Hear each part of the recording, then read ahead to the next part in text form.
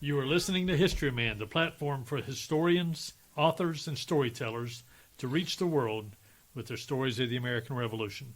Walk in the footsteps of heroes and proclaim freedom reigns.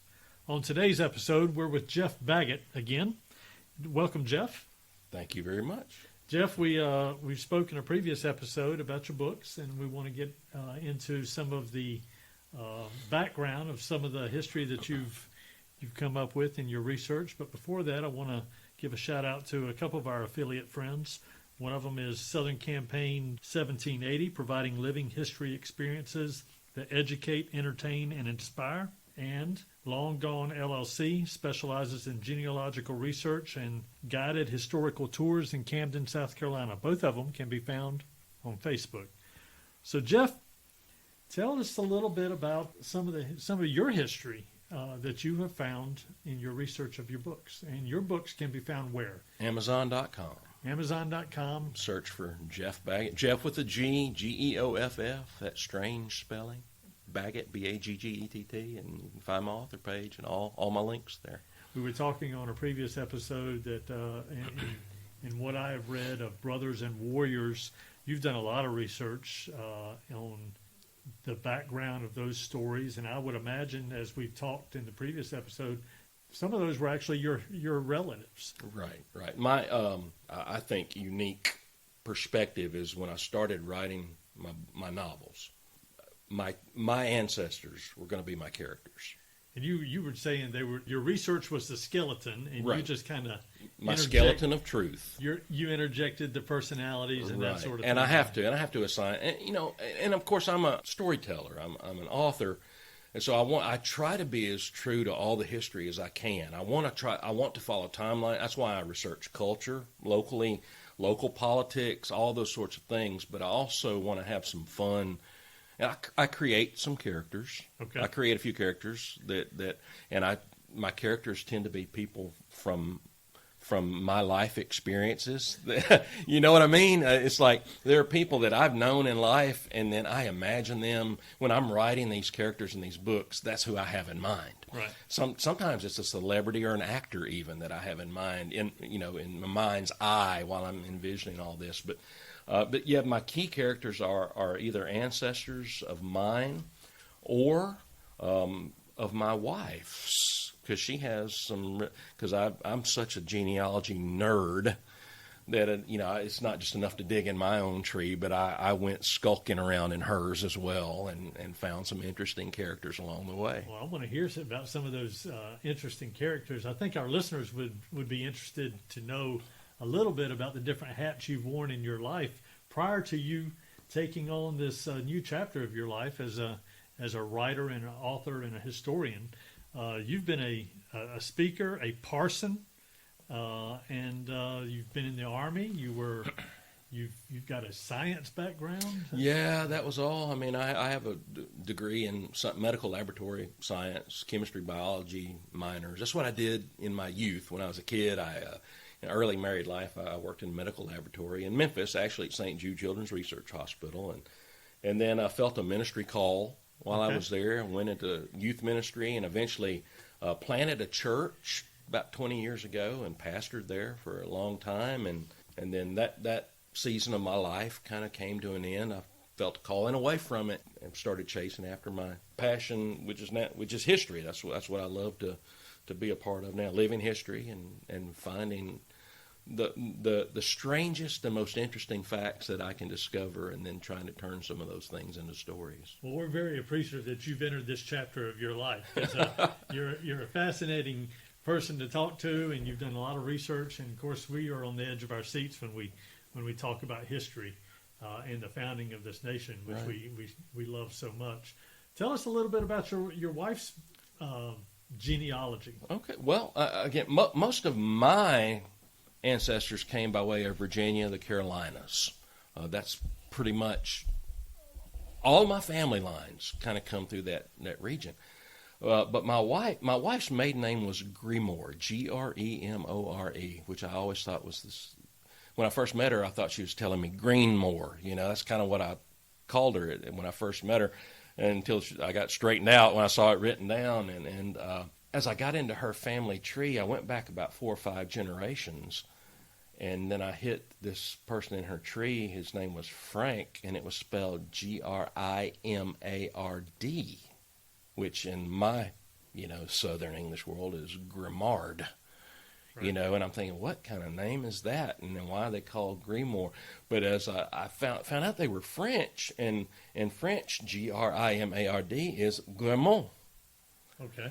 It just was simply Americanized. And she had an aunt who passed away several years ago who did some genealogy on that line. She was convinced that they came, the Grimont family, Frenchmen came through French Canada and migrated down into the Illinois country and around Vincennes, Indiana. And she even wrote a little family book about all that because she found a few people by that surname up there. But after she died, there was a marriage record discovered in New Orleans for Pierre Grimont. And he was married there around 1764 to a young lady named Geneviève Colomb. And it was a contract marriage with her mother. And apparently there were a lot of that was going on. It was right when the Spaniards were taking over. And they were trying to get all these good French girls out of the town and married off and away from New Orleans before the Spanish army moved in. That's as best I can tell. And so, but then the next year they show up at Fort Deschartres, on the Mississippi River in southern Illinois. And so they came upriver on the Mississippi in 1765. Their first child was born at the fort, and the godfather was the commandant of the French militia there. And I'm thinking, what is this about? And then, how are you finding all this? Well, the records are there, mostly church records, actually, because of the French Catholic church records, and her aunt had found a lot of those records. Now, or some are, okay. some are, but her aunt had found most of this stuff up in Illinois. But then he shows up in Vincennes, Indiana. He's on a group that swore their allegiance to the United States, to Virginia, when George Rogers Clark came, and was part of the defense of Fort Sackville. And when the hair buyer Henry Hamilton came down and attacked from the north down the Wabash River, and actually his widow, she was already widowed in 1784, and she received a pretty impressive grant of land in Knox County, Indiana, for his service to the Virginia Army during the American Revolution. I thought, this is a French immigrant. That marriage record in New Orleans had named his parents. It named his town in France that he came from. Where was the town in France? Some Germanac. I'm trying to remember. I think they left through the port of La Rochelle to come. And so I had to figure out, how did he get to New Orleans? And so in my book, I write this swashbuckling journey from France through the Caribbean to New Orleans. And then I introduce him to his bride. And, the trip upriver on the Mississippi was paddling in French bateaux, exactly right. Like 24-man boats where they paddled against the current. Way before the steamboats. Through Chickasaw country. Right. And they didn't like people coming through their lands. And so I had to research all of that. And then he winds up somehow in Vincennes, Indiana, and he's an American patriot. And undoubtedly, I don't think he ever spoke a word of English. It was a French settlement, a French place. And yet he's recognized as a patriot of Virginia during the American Revolution. And I thought, this is a story that's got to be told. And so I called my book Frenchmen and Long Knives. And when people think of Long Knife, they think all the books up there kind of are about George Rogers Clark and his men. And the French actually get a pretty bad rap as soldiers, because they waffle back and forth. And when I talk to my Virginia guys when we're in Vincennes, I try to tell them, you have to understand, if your family was asleep in their bed 100 yards down the street, you kind of had to roll with whoever was in charge at the moment. Right. But the fact that his wife did receive a grant for his service definitely proves that he was on the right team at the right time. When the wind went down, right? That's right. And so that was a fascinating character. My wife loves that book. She thinks it's the sweetest. Which book is it? It's called Frenchmen and Long Knives. It's book 3 in my Patriots series. And so it's about my wife saying very much a labor of love for her. She loves it because she loves the character of the wife, the personality that I gave her, and the love story. She just loves it. I don't know how many times my wife has read that one. Is that right? I guess it's because it's her ancestor too. Sure. And I'm trying to think. My 5th book I wrote. It's called Immigrants and Patriots, and it is about some of her German ancestors. She descends from two men who are buried in the same graveyard in Shepherdstown, West Virginia. One was named Michael Yeasley, and the other one was Nicholas Schell, very, very German. And Dr. Schell was a surgeon in the Continental Army. Mr. Yeasley was in the German battalion or German regiment. You have gone through a lot of family members, right? I mean, how in the heck? I mean, I'm envious. I really am envious. And we could get into a whole story on where my family lineage stopped and started and that sort of thing.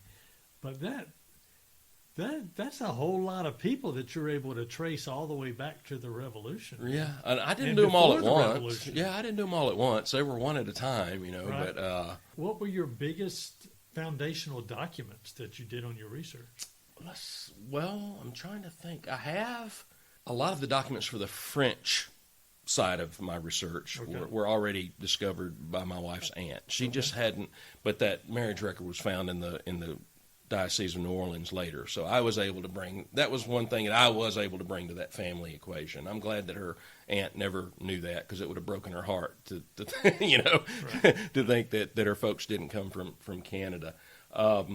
There are a lot of Michael Yeasley is listed in the German. There's a book about the German battalion, and so pay records, all those things are in the book. Okay. We know about their action. The German regiment or battalion, whichever you want to call it, they were part of the crossing of the Delaware. That infamous Christmas Eve crossing and attacking Now, were these Trenton. Were these Hessians that were captured and then turned to the Patriot side, or were these actually German immigrants that signed up for the Patriot Good side? question. Actually, the German battalion was formed in response to the Hessians. I see. And so it was the first uniquely ethnic regiment formed in the Continental Army. Out of where? What area? Pennsylvania? Mostly from Pennsylvania, some from Maryland. So Maryland and Pennsylvania, right along that border. Okay. All those German communities there, and they answered that call in great numbers and joined a uniquely German regiment of soldiers. Their brightest moment was at Trenton, because they were the group, when they surrounded the Hessians in the orchard outside Trenton, they were able to call out in German for them to lay down their arms. Okay. That was All right. this regiment. That was Michael Yeasley's group. I see. He disappears off those rolls or time. He's listed as a deserter a time or two. There was a lot of that went on as well. And those kind of give me avenues to chase side stories about where they were during those time periods. Nicholas Schell was a little bit harder. I found just a couple of continental references. I found one in one pension where a soldier right after Germantown was treated by Dr. Nicholas Schell. And it's a soldier that went into Valley Forge. So when you went, I'm sorry, that's on someone else's pension. Yeah. It's thousands of pension statements. If you go to southerncampaigns.org and you click on the link for the pension applications for the Patriots that they have there, I mean, you're listed ABC order, and there's hundreds and hundreds and hundreds of people under the A's and the B's. We're talking thousands of records. How did you find that? Well, if you go on fold3.com, Fold3, okay. you can actually do name searches. Okay. And it'll even pull up names that are kind of close. A lot of them are dead ends, Right. But every now and then you find this nugget of, oh, that's the guy I'm looking for. And it's someone else who mentions him. I found a couple of other book references of pay records where he served for short periods with some militia groups. I've actually entertained the notion of, because those two characters in that German story are my, their grandchildren married. And that's how my wife came to be, which I'm very happy about that, obviously. But I don't know if they knew one another during the Revolution, but in my book, in my story, they do. And I have almost tell those two parallel, because there are two characters with their own experiences during the war, Right. uniquely German. Right. But what I do is I kind of tell those two parallel stories, and I keep having these moments of intersection where their paths cross until at the climax, which is at Valley Forge in that particular book. So yeah, so I use all, I work off all the facts that I have, and then I have to infer some things beyond those facts. I found those characters were interesting to me because they were so far outside the realm of my own family history experience. Right. So again, I'm discovering my wife has some deep Kentucky ancestors. She has a Dutch ancestor who was like a pioneer in Kentucky, and so I've got a story in mind about him someday that I'm hoping that I'll make one of these books. I don't know, but again, just another unique character.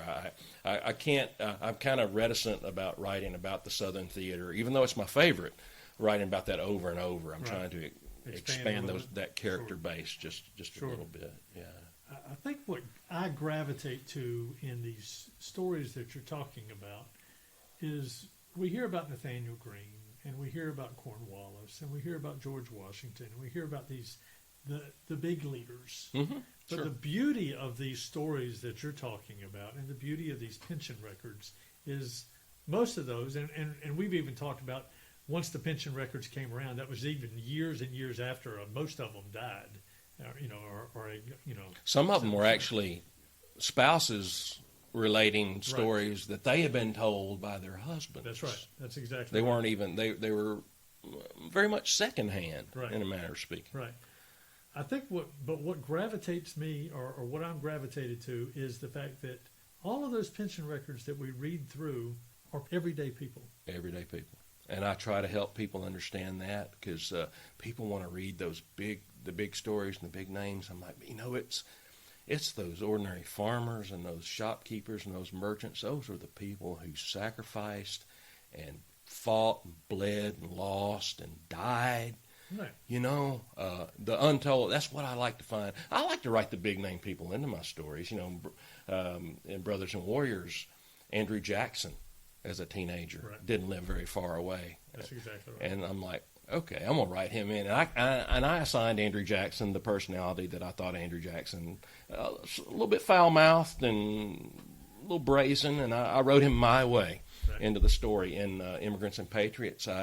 Because these characters were in Washington's army, I do have an intersection or two where I have one in particular where they encounter George Washington in a spot. So I want to include things like that whenever I can, but it's really trying to tell the stories about the ordinary folk. So your wife's German ancestors who were part of this German... One was in the German regiment or battalion. It was called both, yeah. And the other ancestors from your wife's side, why did they join? Great question. My interpretation from the German side is that there was some offense to the mercenaries from Hesse Castle that were being paid and deployed to America, otherwise, why would those? I mean, and they were ordinary people. They got their land grants from the king, right? Right. Why would they? They were settled into that western Pennsylvania Dutch area, and it was in a lot of ways, as far as I can tell, it was a pretty defined, isolated culture compared to the outside. Very German speaking. When you got into Dutch Fork in South Carolina, when they came into that community to talk to them about joining on the Patriot side, they were almost run out of that community. The Germans didn't want anything to do. You go to the Moravian districts in North Carolina, they were pretty neutral. They were providing providing supplies to both sides and wanted to stay neutral in that. Right. But this group were fighting directly against the and early in the war. Early in the war, yeah, so in '76 when that regiment formed. But all politics are local. Right. I don't know if it's the proximity to what was going on in New England. Right. Of course, later on, it turned into they were very much defending their home turf because after Brandywine, in the occupation of Philadelphia, and Congress, fleeing town, going to York to hold session. I mean, this was on their home turf. I mean, this was their ground. That's right.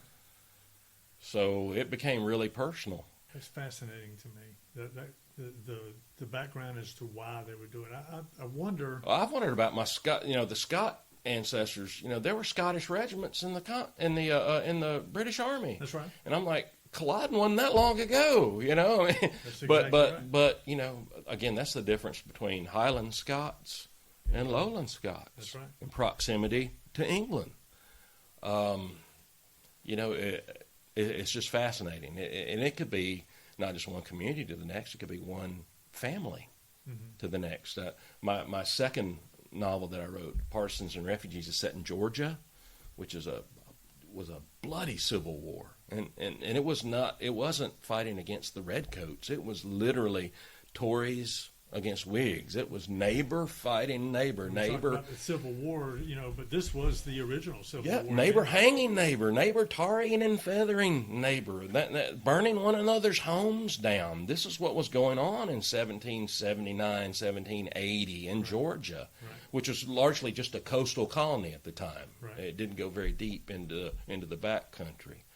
And I had an ancestor, that I discovered totally by accident that was in the middle of all that. And I'm like, I got to write it. I got to write this story. And so then I had to go and research all of that. I didn't have a clue about Georgia. How much research do you put in each book?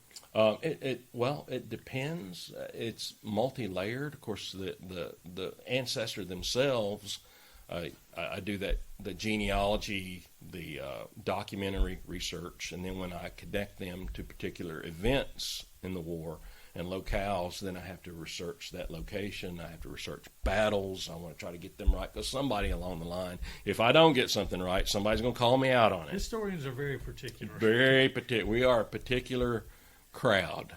Right. They will give you some leeway as a novelist, because they know, you're writing a novel, but they like it when you do get it right. I've had people take exception with. I had one lady who wrote me just a review on Brothers and Warriors. She just scolded me over mentioning that these boys were eating tomatoes.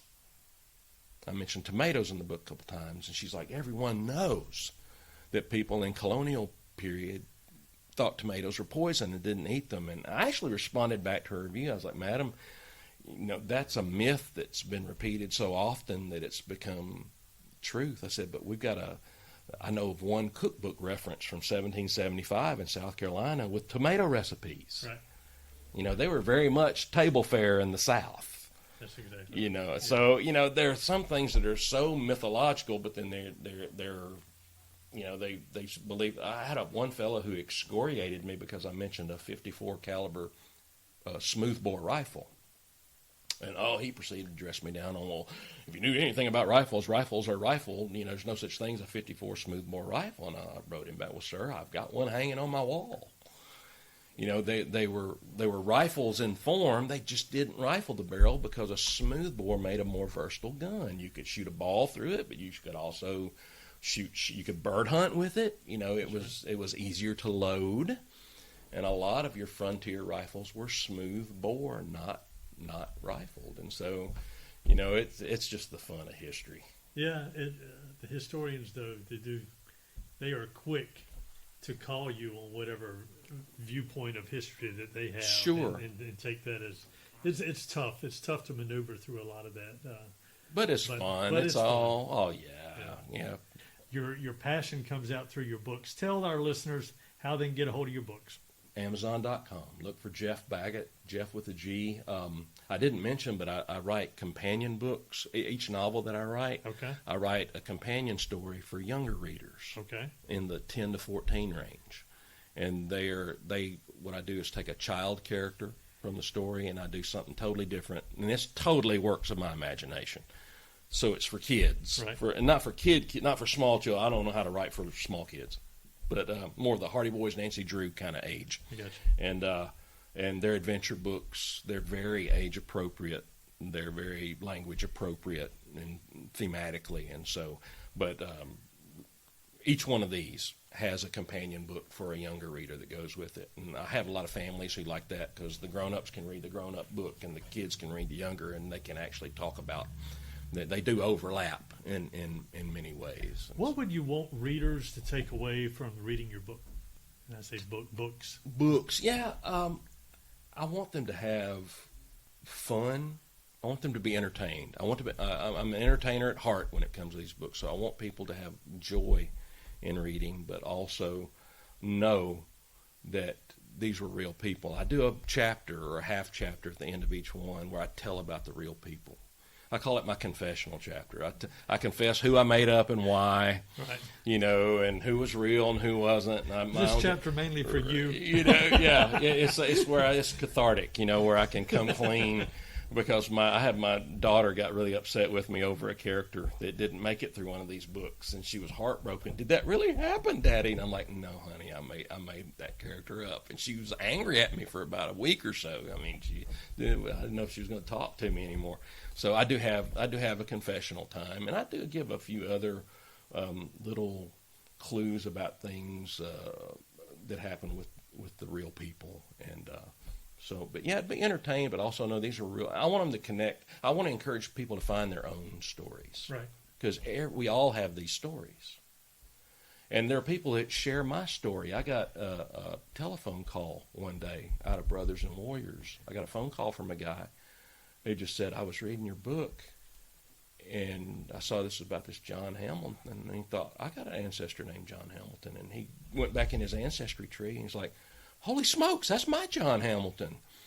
And he called me on the phone, and he was passing through this area, it's probably a year and a half ago, and we met at the McDonald's out at the interstate, and I walked in, I was like, hey, cuz, and he's like, hi, cuz, and we never met before, but we had a common ancestor, and he was absolutely thrilled that I wrote a novel, about these people, and I've had that happen 2 different times where I've met people that descended from the same That's patriot. very affirming, isn't it? Yeah, so it's fun, cool but stuff. just to meet people that way. So it's a neat community of folk that get into genealogy and living history. And, I'm impressed with your creation. I'm impressed with your research and your passion for telling these stories. And I thank you for sitting down with us. it is my pleasure indeed. Thank you.